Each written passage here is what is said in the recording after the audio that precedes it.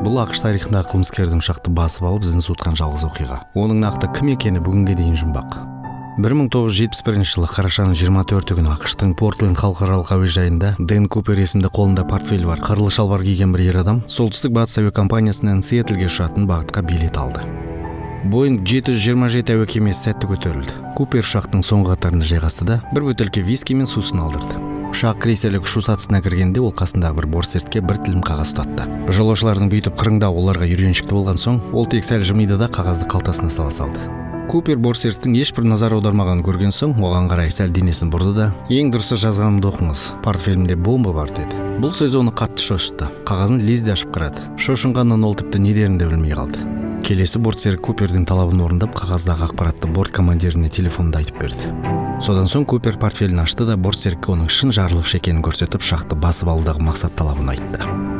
Алдымен $200 мың қолма-қол ақша, содан соң 4 парашют. Бұдан бөлек ол авиациялық отын құйған жүк көлікті талап етті. Әр ұшақ қонып өту сомасын беретін кезде сөзсіз сол көліктің қасына тоқтауын бұйырды. Бұл кезде ұшақтағы басқа жолаушылар 305 рейстің тұтқынға алынғанын мүлдем білген жоқ еді. Арнайы қызмет өкілдері әрекетке кірісті. Олар ұшақ командиріне халық тығыз орналасқан аймақтан алыс ауданға қонуды. Сонымен бірге екінші пилотқа жолаушыларды жұбатуды тапсырды. FBI қызметкерлері аз уақыттың ішінде Сиэтлдегі ірі банктен $200 мың алып келді.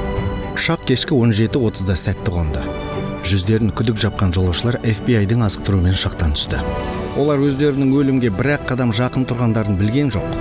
Сұр мергеннің оғынан сақтанған Купер ұшақ терезелерін тұтас жапты да бортсерікке ақша мен парашютты алуды бұйырды.